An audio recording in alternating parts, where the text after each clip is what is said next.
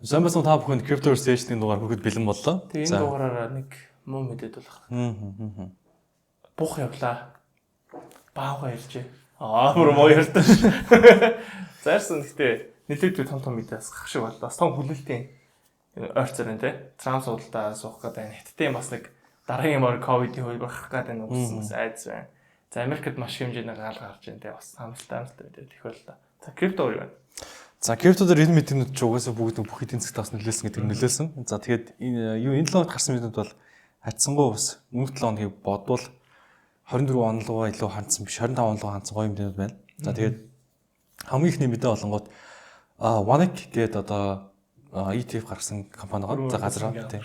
За эдний судалгааны хариуцлага одоо ахлах одоо захиралч гэх юм уу тийм Matthew Siegel гэдэг хүн юу хэлсэн бэ гэхээр за одоо ингээд 25 онд бол солонгосын ETF бол баг гарах магадлал бол угаасаа амар өндөр байгаа гэдэг зүйлийг яг хэлсэн. За тэрний яг яаж хэлсэн бэ гэхээр одоо Poly Market буюу одоо крипточдын за юу гэж хэлэх юм бэ нэг магадлал хөшөлтөх газар байгаа. За тэн дээр болонгууд за солонгосын ETF 2025 онд 77% гарах магадлал 77% байна гэдсэн чинь за манай энэ Matthew Siegel бол за энэ арайч ийм бага хувьтай бол биш байлгүй дээ тий. Энээс илүү өндөр магадлалтай байгаа гэж хэлсэн байна. За тэгээд Wanik-ийн өсөлтөгч болох 21 shares гэдэг газраа лайцны ETF-ийн өсөлтийг бол бас өгчихсөн байгаа. Тэгэхээр энэ оны бас том хүлээлттэй нэг энэ байх болов гэдэг суурийг тавьж байгаа юм шиг байна. Ер нь Solana XRP-ийн ETF өсөлтийг нөгөөдс уудчлаа шүү те. Тодорхой хэмжээнд нөгөө хойшлын хугацаа явсаар байгаад шийдвэрлэгддэг шүү дээ. Биткойн ч гэсэн бүх хугацаанд тулгаж агаад тэгээ бүх хугацаанд дуусаад дараа шийдвэрлэгдсэн. Тэр шиг одоо энэ хэд бол баг хугацааны юм тулж байгаа шүү те. Энэ онд ямарсан гарчих юм бэлгүүдээ одоо бодол хүмүүс бүдэлтийн хүлээлт гарч шүү дээ. За тэгээд дараагийн мэдээ бол Brown Research гэдэг судалгааны газар байдаг. За эднийхээс болонгууд 25 оны биткойны уналт эхэлж юм да гэдэг нэртэй тайлан гаргасан. За тэгээд энэ тайлан дээр дурдсны дага бол 25 оны эхэнд бол ингээд биткойн ингээд дээш явж байгаа хүч бол энэ сулдарч эхэлнэ. За тэгээд энэ эдний тайланд дурдсан нэг зүйл нь онцлог зүйл юу байсан бэ гэхээр хэрвээ биткойн ханш 80k түвшинд хүрэх юм бол за бид нар яг энэ одоо түвшин дээрээс бол орж эхлээд дараагийн нөгөө өсөлтийг хөтөлгөлөнэ гэдэг зүйл бичигдсэн байгаа. Хэрвээ энэ одоо нэг засвар гэдэг хүн 80,000 орчим түвшинд хүрэх юм бол дараагийн одоо next high хүлээнэ гэсэн зүйл бичигдсэн байлээ. За тэгээд ерөнхийдөө сүүлийн үед биткойны савлгатай холбоотой тэр ер нь бол 80,000 гэдэг үнийг бол бас ингээд амар их сошиал медиагаарч тэр мэдээ мэдчихсэн хүлээл болж гарч ирлээ. Одоо ер нь бол за би техник шилдэлээр бас урднаас 69,000 тоос өмнө all time high дээр очиод түүнээсээ бараг 50 орчим хувийн үлдээ үзүүлээд тэрний дараагаар дахиад нэг bull run маягтай хөдөлгөөн авч 69,000-д очиж исэн. Тэгэхээр магадгүй одоогийн энэ bull run дээр бас магадгүй нөгөө bear trap гэж ярьдаг шүү дээ. Өсөлтийн үйл явж байгаад нэг том уналтын үйл харангуут хүмүүс ихэдээ шокроод одоо жижиг төлөвчнөр гарчдаг. Харин энэ үед нь яг үхээр одоо энэ ETF авсан байгаа томчууд ер нь том төлөвчнөр вэлүүд хүмүүсийг зарж авах үед нь хурааж аваад илүү бага үн дээр орох сонирхолтой байдаг гэж хардаг. Тэгэхээр тэрийг бас техник шилдэлээр ярив. Бас магадгүй bear trap гэж магадгүй те. За тэгээд энэ 7 хоногт ер нь энэ жилдээ нэг онцлж харуул зүгээр гэдэг төсөл төр бол Ethereum дахиад бичсэн байна. За яагаад гэсэн бэ гэхээр 25 оны эхний үйлрэлд бол Ethereum-ийн гол хэрэгжилчлаад за уламжлалт санхүүгийн байгууллагуудад өөрийнхөө stable coin ашиглуулахын төлөө зорсон шинжилгээ хийнэ гэдэг мэдгдсэн байна. За тэгээд энэ ч яах вэ гэхэд дараагийн том онцлог юм юу вэ гэхээр Ethereum-ийн SUSD болонгууд одоо жилийн өгөөж нь 10% буюу өөрөөр хэлбэл та өөрийнхөө мөнгө доллар болгоод Ethereum дээр хадгалах юм бол 10% одоо өгөөжтэй долларын хадгаламжтай болох боломжтой болчиход шүү дээ. Одоо бид нар чинь төгрөгийг нэг 10% байгаа долларын 3% орчим байгаа шүү дээ.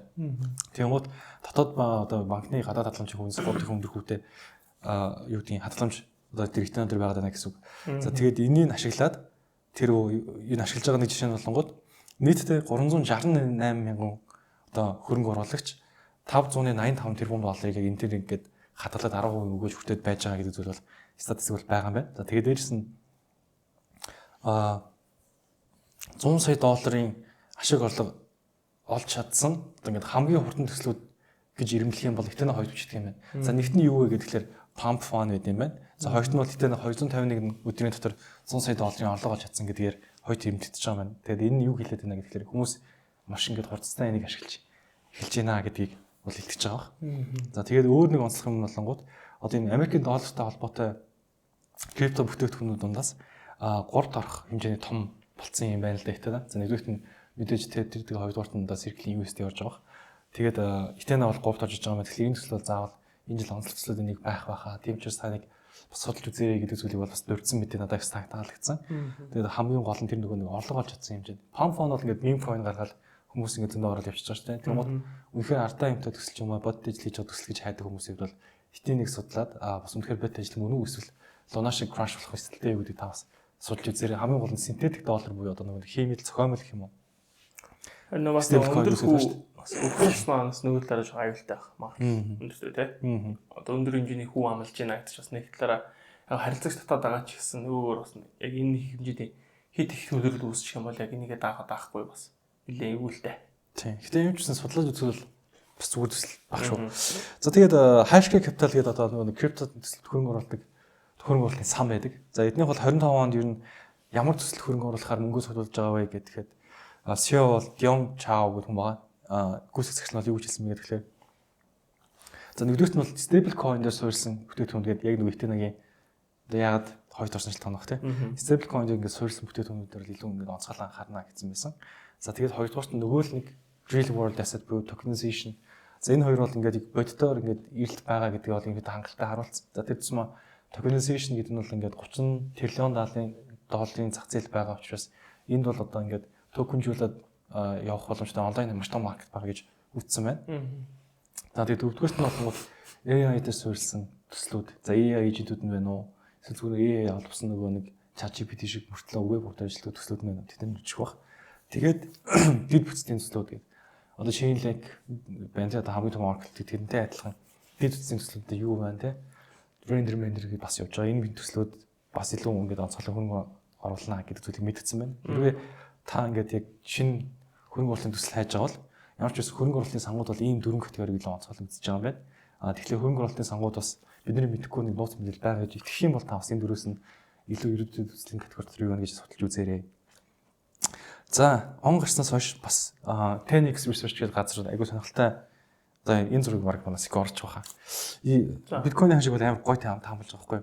За 25 онд л одоо ингээд бүр ингээд амар өснө гэдэг тийм итгэл үнэмшлэгээр орж ирээд хайш болж авах өснө. За тэгээд араас нь болонгууд CPI-тай холбоотой ингээд уналтууд эхэлнэ. Тэгэнгуутаа CPI болонгууд бидний хүлээсэн төвшин ч юм уу эсвэл хүлээсэн төвшингөөс чөд доогоор гараад уналт бий болно.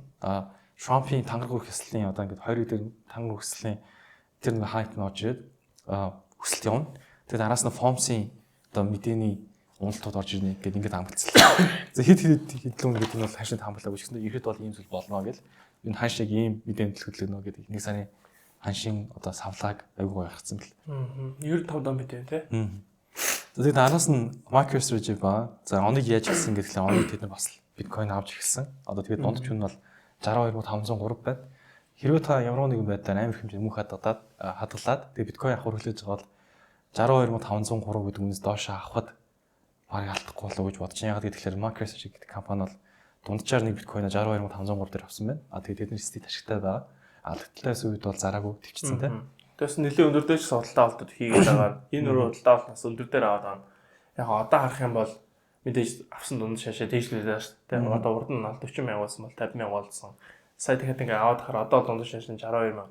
За магадгүй одоо дахиад нэмээд бодлоо авах юм бол 65 даалч юм уу те. Ингээд яваад авах боломжтой. Тэгээ магадгүй энэ өөрөө хизээ ашигтай харагдах уу гэхээр за магадгүй биткойн 200 мянга хүрсэн. Маш ихтэй байсан байна гэж харсан те. Одоо л жоо ганц зүйл ихтэй харагдаж шүү дээ. За тэг өнгөрсөн дугаар дээр нэг дурдчихсан олон улсын хэмжээнд одоо ингээд энэ биткойныг нөөц бололтой гэдгээр явж исэн гэдэг. Тэгсэн энэ 7 хоногт бас нэг улс нэмэгдсэн байна. Тэр нь Чехийн одоо Төв банкны одоо удирдлага гэх юм уу одоо захирал гэж ярьд юм бол Төв банкны тэргүүн нь бол CNN-ийн ярилцлагандаа бол тэгж мэдгдсэн юм байна. Ерөнхийдөө бол манайх ер нь нөөц байлуудтай ягаад биткойныг авч болохгүй гэж цөөхөдийг авдаг юм болов гэсэн бодлоо бас над байна гэдэг зүйлийг бол хэлсэн байна. За тэгмээ араас нь ийм том одоо албачлалтай мэдээлэл хийж байгаа ч бас үргэлжлүүлэлт судалгаа сурчлага явахд бол за яг бол ингээд board буюу те одоо ингээд яг Төв банкны удирдлагын зөвлөл нь бол нэг тим шийдэл болж байгаа гаргаагүй. Тийм учраас аавнаж бол байхгүй зүгээр яг Төв банкны тэр нэг тэргүүн нь бол яг ийм биткойн нээлттэй байр суурьтай байгаа тэрийг л илэрхийлсэн юм байна гэдэг зүйлийг бол ярьжээ. За тэгээд дараагийн амар буулж байгаа coin одоо юу гэдэг хүмүүсийн ингээд нэг анзаарахгүй байгаа мөртлөө өрсөлдөж магадгүй гэж хүлээж байгаа нэг coin Dogecoin гинэ. За яагаад тэгсэн чинь Hello Musk алуудаад шүү. тийм тэгсэн чинь яасан гэдгсэн чинь Dogecoin-ийн тухай social dimension хүртэл одоо ингээд түүхэн төвшөнд бас хүрсэн байгаа юм байна. Сүүлийн одоо хэд хоног.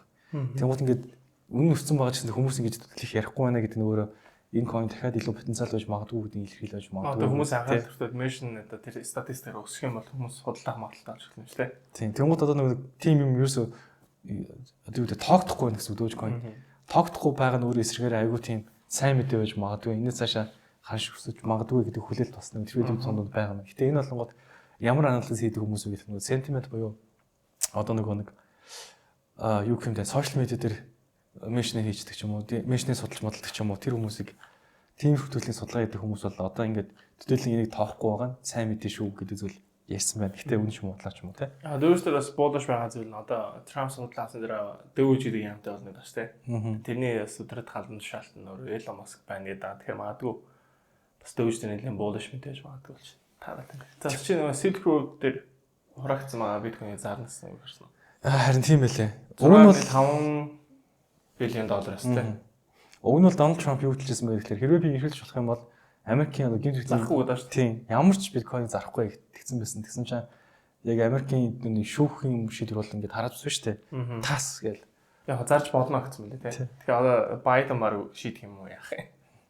Трампыг ажиллах гэсэн гэл зарчих. Тэгэхээр бас тэр нэлээд бэрш маяг энэ зах зээлд нэлээд их айцтай мэдээ олж хувирлаа. За тэгэхээр мэдээж тийм их хэмжээний одоо биткойны зарна гэх юм бол мэдээж ханшаа үед нэлээд дугаалтыг үзүүлэн за магадгүй тэр 80-ийн төвшөнд орчих магадгүй. За ерөнхийдөө бол бас нэлээд өнөөдөр бас Twitter авч хаад өмнөх 69,000 гэдэг маань өөрөө бас тэжгүй спорт зон болж магадгүй гэсэн ярьчлаа л дээ. Тэгэхээр 69,000 тэр ирлээ гэхэд одоо Michael Saylor ах юм баг авсан хүн дээр шахуу хэлдэг шүү дээ. Нэлээд юм бас хяндаж магадгүй юм байна. За тэгээ мэдээж биткойн унахын ирээр залткойнууд маань мэдээж доош хамтдаа унах магадaltaй учраас за бүгд бас жоохон санаа шамжтай хадаж байхад их бол нэгдүгээр сард нэлээд их хэмжээнээс мэдээлэлтэй авчихсан. Бас тодорхой хэмжээнд leverage trade хийж байгаа бол за мэдээж stop loss-ыг заавал байршуулж ярьж байгаа гэж хэлмээр байна да. Тийм шүү. За ингэ мэдээж туссан. За миний мэдээ дууссан. Нэр юу болсон? Binance Labs-ийн нөгөө юу most valuable builder буюу хамгийн үнцэнтэй бүтээгч гэдэг одоо тэр хөтөлбөрийн 9 дугаар үйлрэл нэхэлсэн байгаа. За энэчнээс болонгууд энэ төслүүд нь ямар төслүүд шалгах вэ гэдэг ойрхон харж байгаа. Тэр төслүүдийн одоо airdrop task юу даалгавар байвал тэрний хийх юм бол ирээдүйд Binance дээр листлэх төслүүдийг бас дундаас нь гарч ирсэн түүхтэй. Тийм учраас тэрийг бас та бүхэн одоо энэ дараа 7 хоногоос ахуулаад нэрсэн тодорхойлчих юм бол сайн ажиллаарай гэж хүсье. Бас Binance ерөнхийдөө launch pool харчиж байгаа шүү дээ. Солвыг. За тэрний мэдээлэл бас тусны видео болоод оруулна. Та энэ дугаар орж чад орцсон ч гэж магадгүй тийм учраас тэр дугаар руу ороод том хөөрхөн гэж бичээрэй. За ингээд та бүхэн крипто дээр ажиллаж байгаа бол Binance биржийг сонгож ажиллаж болно. За мөн Forex авч байгаа, доллар авч байгаа, XM болон за MOT гэсэн брокер таамж ажиллаж байгаа. Дараа линкүүдээр хүртүүлэх юм уу тодорхой. Би хөөрхөн шишүүлмээр байна. Зарим утаа гэвчихгүй. Үгүй Kyoto гэж хичээлээ. За ингээд тэнхэд хангаацсан болно шууд орцгоо. За юу цаан за тэгэхээр хэдүүлээ биткойн дээр за түрүү 7 ямар таамаг гаргасан. За тэрний апдейт ямар байв. За тэг ямар арилжаанд орж гисэн тухайга нэг сайхан дүгнээд яриа гэж бодож байна. За түрүү 7-гийн үед бол за биткойныг бол за эндээс лонг арилжаатай явж байсан. За тэг энэ лонг арилжааг бол break even шахаад буюу за одоо энэ stop loss-ыг шахаад за дахиад эндээсээ дахиж дэшигээ одоо нэг энэ орчим руу break even-ийг шахсаар байгаад за ерөнхийдөө бол гарсан. Тэгэхээр одоо бол ерөнхийдөө арилжаал энэ хавцаа бол хаагдсан. За тэгээд нэг баг цаг руу оруулаад харах юм бол эндээс нэг жижигхэн short арилжаанд ороод амжсан. За тэр short арилжааг яаж хийсэн бэ гэвэл за энд нэг иймэрхүү triangle маягийн паттерн үүсчихнэ гэж. За энэ техник шийдлийг баг ерөнхийдөө сошиал юунуудаар оруулж ирсэн. За энэ магадгүй нэг иймэрхүү паттерн үүсч магадгүй маань. За эсвэл нэг иймэрхүү triangle маягийн паттерн байна гэж таамаглаж ирсэн. За энийг доошоо унаад за энэ уналтан дээр нь орж чадаагүй учраас за энэ жижигхэн correction хөдөлгөөн дээрээс нь short арилжаа хийгээд амжсан байгаа. За тэгэхээр энэ short арилжааг бол одоо мөн адил түрүүний long арилжаа шигээ ерөнхийдөө бол stop loss-ын доошоо шахаад одоо ямар ч эрсдэлгүй болсон гэж ойлгож байна. Stop loss-ын шахаад явж байгаа. За одоо энэ stop loss-ыг хаан шахаж байгаа вэ гэхээр ерөөдөө доо тоол гэж утсан. За ингээд дандаа lower low хийгээд яваад lower high ерөөсөө шинэ high хийж чадахгүй ба тэгэхээр одоо энэний дээр stop loss-ыг бол байршуулсан гэсэн. Тэгэхээр магадгүй энэ дэшээс хавлаа гэхэд энэ дээр миний short арилжааны ашигийг таагдаад гарнаа гэж бодож болно. За одоо тэгэхээр за нэг иймэрхүү арилжаанд хийсэн. За Ethereum дээр хэдүүлээ бас дэжгүй арилжаа гэдэг юмсан тий. За Ethereum дээр бол маш гоё дүр үзүүлсэн. Тааз байсан. Дээшээ гараад pullback хөлгөө ороод ирэх юм бол дээшээ long гэсэн. За энэ long-ыг бол ерөөдөө бол яг түрүүчийн дугаар дээр ярьж байгаа доор хамт орсон. За тэгэхээр энэ long арилжаа хизээ хаасан бэ гэхээр за энэ шинжилгээгээс би оруулсан шүү дээ. Ер нь сошиал хуудасуудыг дагаад Telegram-даас орчих юм бол цаг тухай бүрднээс notification очоод байх болно гэдгийг хэлчихээд бас зүгээр нэ. Тэгэхээр доор description хэсгээр байгаа линкээр дараад Telegram руу бас орж болно шүү. За энийг Ethereum дээр юу ч ярьжсэн байх гэхэд ярьж ах жоох. Энийг шинжилгээг бол зураг хэлбэрээр оруулсан. За энд нэг иймэрхүү доошоос төрх магадaltaй bearish магийн паттерн үүсээд байна гэж таамагсан. За аншиг ер нь энэ хавьд багт нь. За энд ер нь дээшээ тааз бол нэлийн эвгүй цэг байх шүү гэж таамаглажсэн. За түүнээс хойш ерөнхийдөө уналт төлгөө орж ирээд доороос support аваад энэ дээр бол биткойн хүчтэй өссөн. За энэ дээр бол дээшээ нэг fake out болоод за буцаж орж ирээ. За ерөнхийдөө тэрнээс хойш хаашаал тэр чигтээ доош унаад явцсан байгаа. За энийг бол нэлээ өдөржингөө хажигсан боловч орой нэг 10 цагийн үед доош хүчтэй унаад ороод ирсэн. Тэгээ Ethereum дээр бол яг энэ уналтыг бол байрж авч чадаагүй. Ерөнхийдөө бол уналтын паттерн үүсээд байна гэдгийг таамаглаж исэн боловч за энэ дээр ханшиг бол би баг энэ хавьд харсан баха. Энэ хавьд ч лөө. Тэгэхээр яг энэ хавьд орё гэхээр өөрөө айгүй эрсдэлтэй болчдөг учраас эндээс арилжаа ерөнхийдөө хийгүү зү хараад өнгөрчихсөн байгаа. Одоо жишээ нь эндээс орлоо гэхэд би stop loss-ыг айгүй дээр тавьж өгөөд тэгээ доороо нэг юмрхүү support resistance zone байгаад байгаа учраас энэ хоёрын хооронд тэгэхэд бараг 50-50 арилжаа учраас ашиг өгөөж харьцаад маш бага учраас би энд арилжаа хийгүү ерөөдөө хараад өнгөрцөн байгаа. Тэгэхээр Ethereum дээр бол арилжаагүй байна. За Ethereum-д энд нэг дайггүй support zone байсан.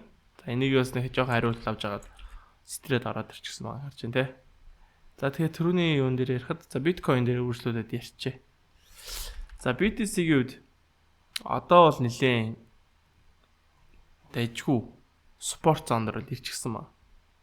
Тэгэхээр бас энийг эндээсээ хариулт аваад үс чадахгүй гэдэг асуулт бол нэлээд хүн болгонд байх шиг байна. За магадгүй өсөлтийн хөлөг орж ирэх юм бол одоо энэ 20 гараад Trumп гарлаа, суудлаа авлаа гэвэл магадгүй Trumп крипто дээр эерэг байр суурьтай янз бүрийн мэдээлэл төр хийх юм бол за ерөөдөө хүмүүсийн хүлээлт бол юу байгаа вэ гэхээр за нөөцийн ерөөдөө бол төв банкны нөөцийн сандаа бол за биткойныг авах зүйтэй юм а гэдэг байдлаар ярих юм бол за мэдээж маш хэмжээний эрэлт бий болж өсөлтөд орж байна. За одоогийн яг нөхцөлөд ирэх юм бол за хятадд бас нэг айхтар ханаад за бараг тахал шахах юм болох гээд байх шиг байна гэсэн нэг том айдсын мэдээ бол байна.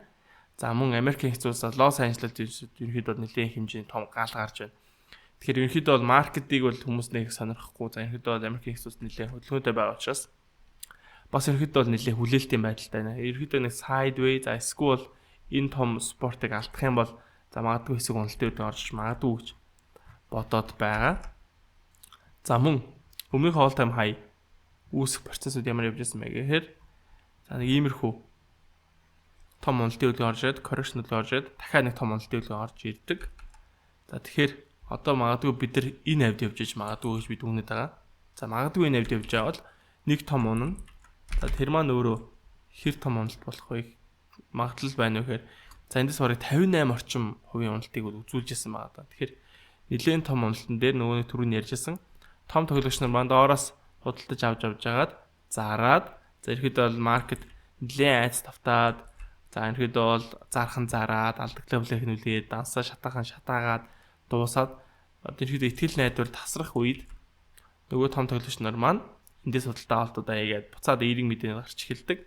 За тэгэхээр магадгүй одоо энэ уналтын үед том хөдөлгөөн орж ирээд тэрний дараа дахиад нэг юм ралли яваад за энэ дараагаар яг bull market альбиасаар дуусч магадгүй маа гэсэн хүлээлт бол байна. За магадгүй гэхдээ энэ бол ерөөсөд магадлал учраас за магадгүй одоо хэдүүлээ энд явж ич магадгүй шүү дээ. Одоо бол биткойн шинэ all time high хийсэн. Одоо ингээд үргэлжлэн уналтын хөдөлгөөн орж ирнэ гэж бас тэмж байж болно. Тэгэхээр магадгүй энэс цаашаа өсөхгүй гэдэг бол нэлээд асуултын хэмдэг болчиход байна. За одоо ямар ч үсэн техник шинжилгээгээр бол тун дайггүй дүр зур буюу за эндээс нэг юм спорт зон дээр л байгаад байна. За бас нэг санаа зовоож байгаа зүйл юм бол за энд нэг иймэрхүү head and shoulder маягийн паттернаас үүсэж гэнэ үү та гэсэн бодол бас байна. За энэ нэг хэрвээ head and shoulder паттерн дээр яхаа за доош стэрлээ гэх юм бол за энэ толгойн өндрөөр доош уналтын хөдөлгөөн орж ирдэг гэсэн ийм магадлал байдаг. Тэгэхээр магадгүй энэ head and shoulder паттерн байгаа доош унах юм бол хизээ арилжаанд орох боломжтой вэ гэж дүгнийг ивэл энэ том спорт зон буюу за энэ neckline-ыг доошоо алдаад pullback хөдөлгөөн орж ирж магадгүй доошоо алдлаа pullback хөдөлгөөн. За эндээс сайн тандайжгүй short арилжаа хийх боломжийг бол эдэлэнд нь өгч болохоор харагдчихаа. Тэгэхээр энэ бол нэлийн том цагаар харж байгаа учраас илүү бага цаг руу шинжилгээ оруулж агаад бага цагаар арилжаанд орол зүгээр шүү. Бүр том цагаар их юм хэдүүлгийнх нь дансны алдах хэмжээ, олох хэмжээ бас хэцүү. Тэгэхээр ерөөдөө бол том цагаар арилжаа гэхэд бол нэлийн том данстай байж том дансаар ерөөдөө том цагаар арилж яасан зүгээр гэж бодоод байгаа. За одоо харин бага цаг руу орлоод харуул. За энэ спорт зон дээрээс ерөөдөө хариулт авч гин үү гэхээр ерөөдөө л авч байгаа. За тэгэхээр ямар хөө дүр зураг гэхээр за эндээс нэг иймэрхүү паттерн ерөөдөө зурсан байна те. За ингээ харуул энэ маань өөрөө бас дайжгүй дэш хэсэг магадaltaй паттерн үүсэж байна. Тэгээ доороо бас дэмжлэгийн цэг буюу за 91-ээс 94 гэсэн түвшин дээр ерөнхийдөө нэлээд том спорт зон байгаа. За тэр спорт зон дээрээс хариулт буюу за price action үзүүлж байна гэж харж болж байна. За богино цагийн арилжаа төлөвлөж байгаа бол за энэ доовыг миний хувьд бол онцлох юм байна. Энэ доовыг харж агаад за магадгүй дэшээс трейд энд дахиад жижиг хэмжээний одоо яг иймэрхүү жижиг хэмжээний bullish pattern энд үүсэх юм бол за эндээс нэг risk entry маягийн зүйл хийгээд за энийг бол stop loss энэ бол энэ паттерныхаа дотор орлоо тавьчих хэрэгтэй. За яагаад дотор нь ор тавьж байгаа гэхээр за магадгүй энэ маань өөрөө дэше нэг fake out хийхдээ бас доошо буцаад нохтой хүчтэй унж магадгүй учраас stop loss-ыг нэлээд бага байлгахын зүйтэй. За дээрээс нь нэлээд том уналтын шокийн хөдөлгөөн ороод ирчихсэн байгаа учраас магадгүй дахиад нэг том хөдөлгөөн орж магадгүй. За тийм учраас айл stop loss-ыг багаар тавиад за ингээ харах юм бол харин risk reward-ийн харьцаа маш гоё болж эхэлнэ. За ингээ том цагаар харах юм бол энэ маань өөрөө дэжгүй спорт зон дээрээс оролт хийсэн. За мөн risk reward-ийн харьцаа тунд дэжгүй дахиад дэше all time high руугаа тэмүүлнэ гэх юм бол за нэг хэрцэг баг 10 ярилж ч юм уу те нэлийн дэжгүй эрсдэл өгөөж харьцаал маш дэжгүй харагдаад байна. Тэгэхээр нэг иймэрхүү дүр зургийг одоо л биткойн дээр хүлээж байна. За ерөнхийдөө бол бусдаар бол энэ маань доошоо ингээс трейд 4 цаг за дээлигийн candle доороо хаагдаад ирэх юм бол би юу лэх вэ гэхээр доошоо хүчтэй стэрчлээ. Тэгээ мөн адил паттерн нэлнэ гэсэн үг. Доошоо стэр магадaltaй bearish дээр нэлээ. За bearish дээр маань доошоос trade за энэ спорт зоноо алдаад pullback буюу за pullback дээр паттерн үүсгэх юм бол паттерны дээрээс за паттерны сэтрэлтэн дээр за school одоо нөө төр шинжилгээнд тайлбарласан за шал таа цалигдах хүчтэй ярилж ажиллаж байна. За иймэрхүү байдлаар. За нэг иймэрхүү хоёр плантай ирэхэд бол байна. Тэгэхээр одоо бол крипто руу айхтар мөнгө урсгал бол орж ирэх тиймэрхүү том том мэдээ гэхээс илүүтэйгээр за ирэхэд Trump-ийн л том мэдээ бол байна. За багцаг дээр бол нэг иймэрхүү арилжааны төлөвлөгөөтэй бол байна да. За ирэхэд за USDT dominance-ийн үед бас нэг санаа зовж байгаа дүр зураг байгаа. За USDT dominance за доошоо ирэхэд бол том bearish маягийн паттерн доошоос сэтэрсэн. За паттерны ихсэн тэг дээр бол ерөнхийдөө бол ирсчихсэн. Тэгэхээр энэ уналтын хөдөлгөөний импульс хөдөлгөөнийг энэ импульс хөдөлгөөн хажсан. Одоо correction хөдөлгөөн орж ирээд дахиж нэг уналтын хөдөлгөөн орж ирэх болов гэсэн бодлоо. За тэгвэл энд маш дайжгүй bullish паттерн үүсгээд за энд таз энд шал. За ерөнхийдөө ингэж явж байгаад за дэшээс сэтэрсэн энэ доовыг дэшээ өвдчихсэн. Тэгэхээр одоо энэ дээр одоо шинэ higher high үүсчлээ шүү дээ. Энэ higher high-ыг бол дахиад эндээс дэшээ гарах боломжтой гэж хараад байгаа. Тэгэхээр бас үргэлжилсэн биткойны уналтын хөлөг орж магадгүй учраас аль болох long арилжаа хийж байгаа бол одоо заавал stop loss-ыг байршуулад арилжаа хийвэл зүгээр ч боддог. За эндээс ингээ харах юм бол нэг bullish дээр дэшээс сэтэрсэн дахиад bullish дээр үүсэж чинь одоо энэ сэтэрэлтийн хөлөг орж ирж учраас за магадгүй ингээ дахиад дэш үүсчих юм бол биткойн маань энэ том спорт зоныг алдчих үедээ гэсэн ийм том айцал байна. За магадгүй нэг доош унах юм бол бас нэг жоохон сэл маягийн хөдөлгөөн бол нэлээд явж магадгүй гэсэн ийм хүлээлт бол байна. Тийм учраас арилжаатай байгаа бол нэлээд бас анхаарах ёстой хоногуд бол одоо ирж байна. Тэгээд мэдээж алдагдал хүлээхгүй. За спотоор доороо судалж авч ирсэн бол ажил хашигтайгаар гарах ч гэдэг юм те магадгүй жоохон кэш аут хийж агаад буцаад Трампын үеэр маркет сэрхүүс ирэхгүй гэдэг нэлээд ажил зүгээр бах. За миний хувьд бол нэлээд ажиглаж байгаа маркетыг нэг айхтар арилжаа бол энийг хүлээж ин за бусдаар бол нэг шорт арилжаатай байгаа. За тэр шорт арилжааг бол break even-ийг бол энэ дээр шахчихсан. За түүнээс бол одоо нэг олон арилжааг сонирхол алга. За энийг дээш стрээд яг энэ нөхцөл байдал бүрдэх юм бол дээш олонгийн арилжаанд орно. За магадгүй нөхцөл байдал бүрдэх юм бол би сошиалууд дээр мэдээлэл оруулаа явуучих. За биткойн энэ 7 дөрөв нь альткойн нэрээ гэсэн боловч. За биткойн дээр хүчтэй уналтын хөдөлгөөн хараад ирчихсэн байгаа учраас альткойнууд бол угаасаа л доош унсан бас нэг дайггүй дүр зураг үзүүлж чадахгүй байна. Тийм учраас энийг хүлээе. За магадгүй биткойн за 90,000-аас доош орж ирэх юм бол нэлээд бас шокын уналтууд орж магадгүй. Энэ иймэрхүү том уналтын хөдөлгөөн орж магадгүй гэсэн. За ийм хүлээлттэй бол байна. За тэгээ та бүхэн бас маркетинг яаж харж байна? За тэр талаараас доор коммент хэсэгт бичвэл зүгээр байна. За бас мөн нэг airdrop-ийн бичлэг орсон байгаа. Тэрний доор яхан бол за оныхэнд бас бид нэрс хүмүүст зориулаад за Binance-ийн хүүдийг бэлгэлэхээр болсон. Тийм учраас та бүхэн бас тэр airdrop-ийн видео руу орж агаад за доор нь коммент бичих юм бол за тэндээс random байдлаар шалгаруулад нэг хүнднээс хүүдийг бэлгэлэе гэж бодоод байгаа. За ингээд бүгдэнд нь арилжааны амжилт хүсье. Тэгээд дараагийн дугаар дээр за энэ апдейт ямар хөө болсон байна. Тэр талаараас ярилцаад явъя гэж бодож байна. За ингээд дараагийн дугаар уулзлаа. Баярлалаа. Баяртай.